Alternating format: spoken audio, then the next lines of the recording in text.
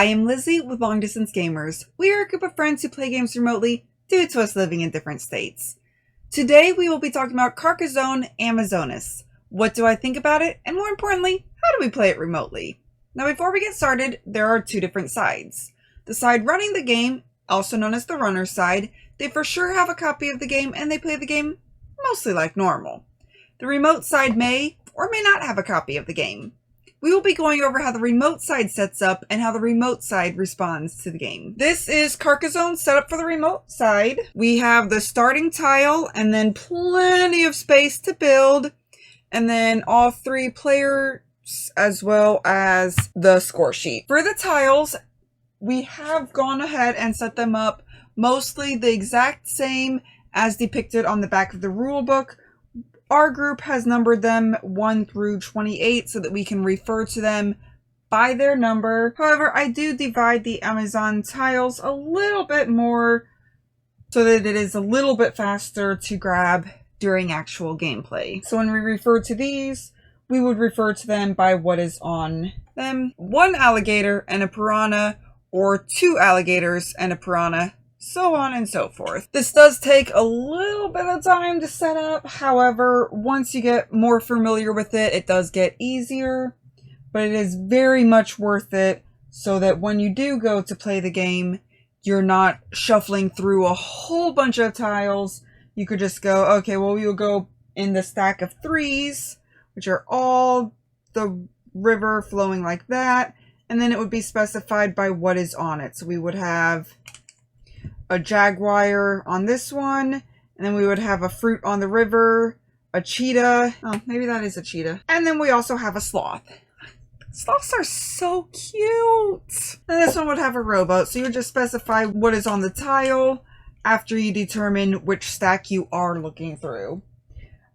Some of the stacks are larger than others simply because there are more of that type in the box. During your turn, the running side will go ahead and say what tile you are drawing. Brixie is the first player. He would go ahead and say what number he is drawing. So if he draws number 2, for instance, we go into the stack 2. This is 1, 2, 3, so on and so forth, up until our nice little alligators and piranhas. And then he will go ahead and say that it has a boat and a parrot on it. And then he will state where he is putting it. So he could either put it right here so that it matches that river, or down here, or he could just put it so that it matches the forest. The only thing he cannot do is go below the Amazon River mouth, nor could he place it out in the middle of nowhere. It has to be adjacent to somewhere. So let's just say he would place it there. When referring to a tile of how we want to place it, we do refer to them by the columns and then the rows, and it's static, so it changes throughout. So this first one would be in the second column and then the 3rd row down. So he would place that. He could either choose to place a meeple, and then since he is placing it in an area that has a boat, he would get to move his boat 1 ahead. Or he could choose not to place a meeple and then move his boat 1 ahead because he's not placing a meeple. So he's just going to go ahead and place a meeple, so that way he can possibly have more connections down here and get to move his boat ahead as well. And then the 3rd thing you do on your turn is you score anything that's completed. This was the only thing that was completed, but no one scores it at the moment. Then let's say Kitty is next. She gets a number 12. She wants to go ahead and place this. So what she's going to do is she's actually going to place it here. And then she's going to place her meeple in the city.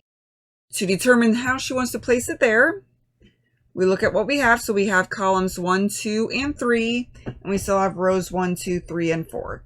So she's going to say column 1, row 4. Just going to place it right there. Next, it would be my turn, which I am going to go ahead and get tile 15. Then I have to decide where I want to put it. I want to go ahead and put it here so that I can hopefully work on the village and hopefully not get interrupted by Kitty. So I'll go ahead and place my meeple on the village. And I specify by placing it because we now have 1, 2, 3, 4 columns. So it's column 1, row 2. Places there. And I'm placing my meeple in the city with the fruit. Brixie draws an Amazon tile. he will go ahead and be drawing the exclamation point. So he will determine which way he wants to put it. So he will say that he will put, city pointing towards column 1, and then he gets to choose one of these 4, which we do have them numbered on the rule book to correspond with this. So Brixby wants to choose number 27. So we just find 27, and then he can angle it any way he wants. And so he would say that the city will go ahead and face up. The up columns and rows are all with this as the starting point. So this is your home base, everything. And then of course we score. Brixby is in the lead. So he will go ahead and get all of it. So the 3 plus the 2. So he will go ahead and get 5. While Kitty and I would each get 2 for it being the piranhas. If one of us hadn't scored, whoever didn't score would of course move up on the stream. So that's why you might want to move up on the stream instead of placing a meeple, so that you could get the higher victory points when one of the tiles that have these are pulled out. And then the game continues on until all of these tiles have been placed. The exception being there are only 3 of these exclamation points.